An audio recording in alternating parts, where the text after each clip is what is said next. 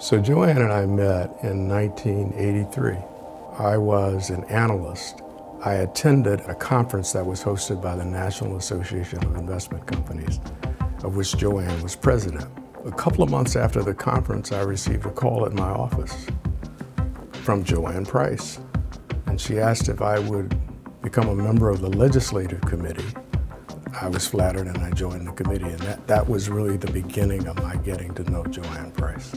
I've had a belief system in our members and the work that was being done by the venture capital companies across the country. And so I was having dinner with Dr. Morse, Larry, talking about this new endeavor. Literally in the middle of the conversation, I said to him, would you consider being my partner in this effort? There are kind of two gating questions. One is whether I thought we could do it.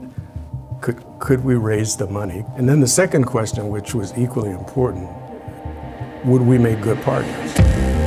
When you have something new and you're the first, you cannot have a fear of failure. The speed with which we are watching this market deteriorate. And the only question was, could we stay alive long enough to realize that success? I've often viewed Fairview as it's a 30-year-old startup. There's a lot of unknowns. This was more serious than maybe people realized. There aren't a lot of firms that look like Fairview.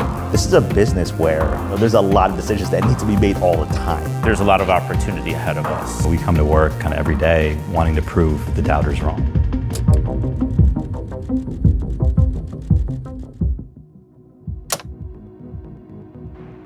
The first 2 years was us being out in the market. We made the decision to approach primarily public pension funds at that time. We had to be comfortable with getting mostly no's, or yeah, sounds good, but we don't think you can succeed at something like this. So we got much deterrence, if you will. It was more than that. Sometimes it bordered on hostile. They just didn't believe it was possible to do what we were contemplating doing.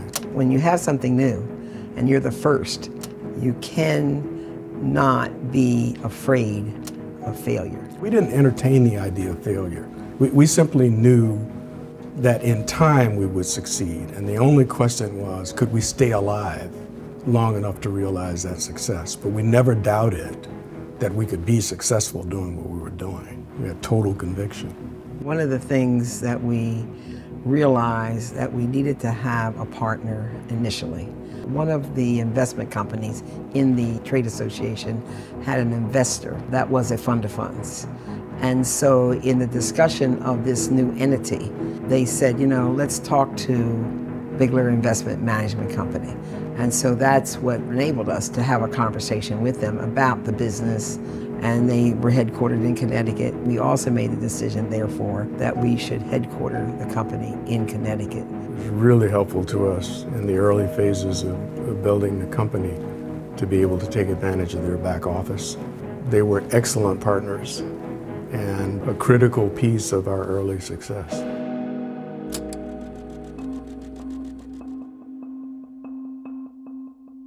The other thing that became apparent to us as we spent more time together, we developed a deep appreciation for our different approaches to problem solving and realized that the complement was a strength.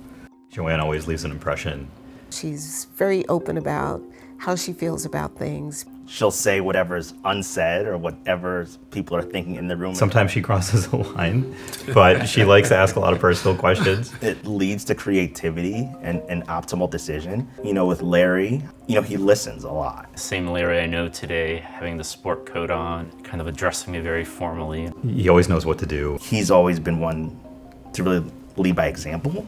You know, we're encouraged to kind of be ourselves, our authentic selves, and that's really the culture that both Joanne and Larry have set. And that it just kind of started early. It was just natural. It was Joanne being Joanne and me being me. We were comfortable disagreeing and coming to compromises. We all walk out of the room shooting out, not in, right? It's a collective decision. The lifeline of a firm like ours is to constantly have capital under management that we can invest. From day one, we saw Fairview as a place that would operate with an open door policy, where irrespective of race, gender, sexual orientation, country of origin, any of those things, a team of people with talent and ability would be able to come and be welcome at our table. You have a feeling when you come here that everybody has an equal opportunity to be successful. That culture, it's an intangible, but somehow through 30 years, we've been able to build that, and we've attracted people that value that and invest their careers at Fairview. So I think that's, again, a big part of that secret sauce. I wanted something more entrepreneurial. I wanted something where I could feel like the work I was doing was going to have an impact in the industry, like make decisions that, really mattered. It was great because as a young person, I was able to come in and really help shape a lot of what the firm does. There was no other firm like Fairview, understanding the value of diverse perspectives leading to better decision making, which in my mind led to better returns. That seemed to be kind of the ethos at Fairview, and so that was an instant draw. That's one of the things that Fairview prides itself on, is finding talent from all walks of life and kind of bringing them together to be able to share and collaborate.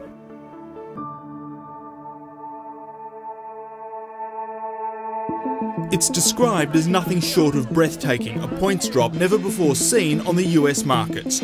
We had just raised a $300 million pool of capital. We simply paused. Once things calmed down, we were able to begin putting capital to work. We were lucky, but we were also reasonably smart. Now it's official, we are in a recession. We're down by between 3 and 4.5%. The speed with which we are watching this market deteriorate. We're now down 43%. We entered that period knowing that from our perspective, worst case, again, the investment period would be elongated. But we had no concerns about whether or not we would survive it.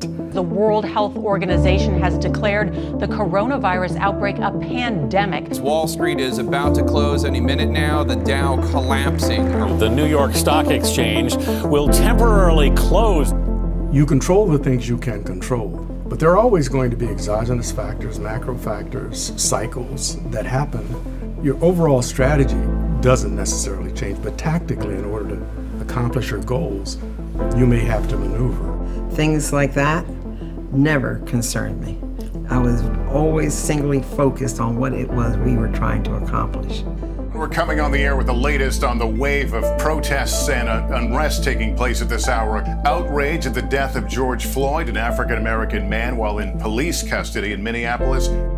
When the George Floyd incident occurred, and I, like millions of other Americans, watched this public murder, it was just, I guess for me, it was all a bit much.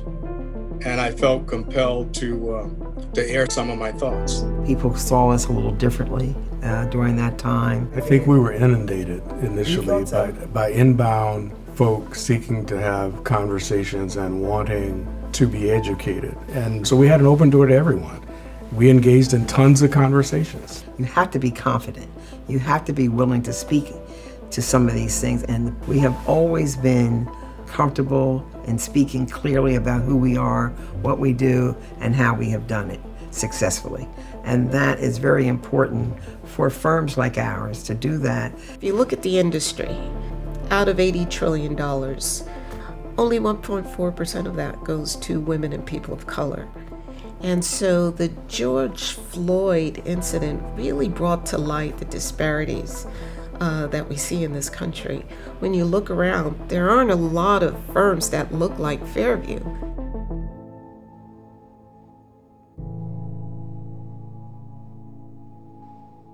We're thankful to really have expanded our client base. Some names that come to mind, include the Ballmer Group. We're off to the races with Fairview Capital. They were looking to partner with firms that would be able to help them generate outperformance because they recognized if you want to have a sustainable long-term impact, you need to build firms that will endure and companies that will endure. It's unique, it's off to a good start, and I think really positions us well, for the future. Our initial contact with New York Life came via a relationship that we had with the Ford Foundation. And apparently, a senior investment person at New York Life had reached out to the head of that activity at Ford Foundation to have a conversation.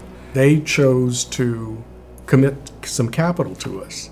And then probably, going on, 3 years in, they reached out to say, if you and Joanne are ever interested in a strategic conversation as you begin thinking about the future of your firm, we would be very interested in having that conversation with you. And we've been working on our own internal succession plans for close to a decade. Ultimately, we were able to structure a partnership with them that we believe situates the next generation of leaders here at Fairview to continue growing Fairview and to take it places that, quite frankly, Joanne and I have been unable to do. It's a milestone event, being able to partner with someone of that caliber. And very importantly, maintaining the independence, of Fairview into the future. And I couldn't think of a better partner that we could be doing this with. There's a lot of opportunity ahead of us, just in general, but now with New York Life partnering with us as well. New relationships with investors, with fund managers, the growth of the team. When you're investing with some of the smartest people, the value creation potential is going to be tremendous. 30 years ago, Joanne and Larry started this firm with a contrarian view. 30 years later, I still view us as a 30-year-old startup. And the people you see here are the stewards into the next 30 years and beyond. And we don't take that lightly.